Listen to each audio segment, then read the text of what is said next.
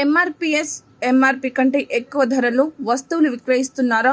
నాసిరకం ఉత్పత్తులు అంటగట్టి సేవా లోపానికి పాల్పడ్డారా? అయితే ఇక నుండి మీ ఇంటి నుండే వినియోగదారుల కమిషన్కు ఫిర్యాదు చేయవచ్చు.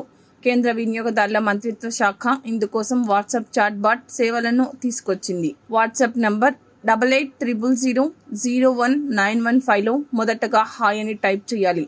అక్కడి సూచనల ఆధారంగా వివరాలు నమోదు చేస్తే జాతీయ వినియోగదారుల కమిషన్ హెల్ప్ లైన్లో ఫిర్యాదు నమోదవుతుంది. అనంతరం కేసు పరిష్కారం కోసం ఈ వివరాలు ఆయా జిల్లా వినియోగదారుల కమిషన్కు పంపుతారు. కేసు పరిష్కారం అయ్యే వరకు అవసరమైన సలహాలు, సూచనలు ఇస్తారు. దీంతో పాటు 1800111400 లేదా 1915 నంబర్కు కాల్ చేసి సైతం ఉదయం 8 గంటల నుండి రాత్రి 8 గంటల వరకు ఫిర్యాదు చేయవచ్చు. ఇతర ఉమ్మడి ప్రదేశాల్లో నిర్వహణ మాల్ అధికారులకు సంబంధించిన అంశమని, పార్కింగ్కు సంబంధించి తనకు ఫిర్యాదుదారుడికి ఎటువంటి ఒప్పందము లేదని, పార్కింగ్ నిర్వహణ మొత్తము రిపెల్స్ మాల్కు సంబంధించిన అంశమని, రిపెల్స్ మాల్ను పార్టీగా చూపించకపోవడం తీవ్రమైన లోపంగా భావించి ఫిర్యాదును కొట్టివేయమని మొదటి ప్రతివాది కోరడం జరిగింది. రెండో ప్రతివాది అయిన విజయవాడ మున్సిపల్ కమిషనర్ వారి సమాధానంగా మల్టీప్లెక్స్ ప్రాంగణము ప్రైవేటు ఆస్తి కావున అందులో పార్కింగ్ ఫీజు వ్యవహారము ఈ ప్రతివాది పరిధిలోనికి రాదని, కావున రెండో ప్రతివాది మీద ఈ ఫిర్యాదును కొట్టివేయవలసిందిగా వారు కూడా కోరడం జరిగింది. మూడో ప్రతివాది అయిన కృష్ణా జిల్లా జాయింట్ కలెక్టర్ గారు హాజరు కాలేదు. ఈ కేసులో ఇరు పార్టీల వారు చెప్పిన అన్ని పాయింట్లు, రికార్డులో ఉన్న మెటీరియల్ డాక్యుమెంట్లు, పై కోర్టుల్లో ఇచ్చిన జడ్జిమెంట్లు పూర్తిగా విశదీకరించి పూర్వాపరాలు పరిశీలించి నేనిచ్చే ఈనాటి తీర్పు వినియోగదారుల చట్టం 1986లో సెక్షన్ 21Gలో నిర్వచింపబడిన సేవాలోపం అనే పదం పరిధిలోకి చట్టంలో మరియు నియమ నిబంధనలో ప్రస్తావించబడిన ప్రమాణాలను అమలుపరచకపోవడం సేవాలోపంగానే పరిగణించబడాలని, పార్కింగ్ సౌకర్యాన్ని తప్పనిసరిగా ఒక బాధ్యతగా కల్పించవలసిన విషయాన్ని మొదట ప్రతివాదికి ఉన్నట్లు ఎగ్జిబిట్ A6లో అనగా మల్టీప్లెక్స్ నిర్వహణ మరియు ప్రమాణాలకు సంబంధించిన ఆంధ్రప్రదేశ్ ప్రభుత్వం జారీ చేసిన జీవోలో పేజీ 13 మరియు క్లాజు 7.7 అనుబంధం 3.Gలో స్పష్టంగా చెప్పబడింది.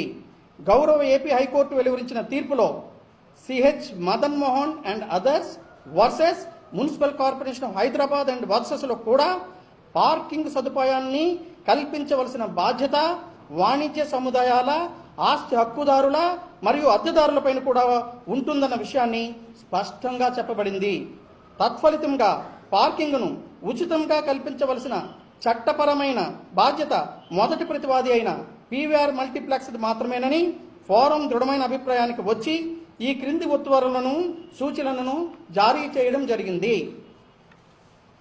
పార్కింగ్ నిమిత్తం చేసిన 40 రూపాయలను మొదటి ప్రతివాది ఫిర్యాదుదారులకు చెల్లించాలి.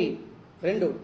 దీర్ఘకాలంగా మొదటి ప్రతివాది ఉచిత పార్కింగ్ను కల్పించకుండా అసంఖ్యాక సినిమా వీక్షకుల నుండి పార్కింగ్ రుసుమును వసూలు చేయడానికి ప్రధాన బాధ్యత వహిస్తూ రాష్ట్ర వినియోగదారుల సంక్షేమ నిధికి 5 లక్షల రూపాయలను పెనాల్టీగా చెల్లించవలసిందిగా ఆదేశించడమైనది. ఫిర్యాదుదారుడికి ఖర్చుల నిమిత్తము 5,000 రూపాయలను చెల్లించమని మొదటి ప్రతివాదిని ఆదేశించడమైనది. మొదటి ప్రతివాది ఈ ఆర్డర్ అమలు తేదీ నుంచి సినీ గోయర్స్కి తప్పనిసరిగా ఉచిత పార్కింగ్ సౌకర్యమును ఏర్పాటు చేయాలని ఆదేశించడమైనది. సూచన: రిపెల్ మాల్, మిగతా మాల్స్, వేరే మల్టీప్లెక్స్లు లాంటివి ఈ కేసులో ప్రతివాదులు కానప్పటికీ ఈ కేసులో ఉదహరించిన గౌరవ హైకోర్టు ఉత్తర్వులలోని నిబంధనలను వర్తించే అందరూ ఉచిత పార్కింగ్ సౌకర్యాన్ని కల్పించే బాధ్యతను 2-3 ప్రతివాదులైన విజయవాడ మున్సిపల్ కమిషనర్ మరియు కృష్ణా జిల్లా జాయింట్ కలెక్టర్లు తీసుకోవాల్సిందిగా సూచించడమైనది. Thank you very much. Thank you one and all.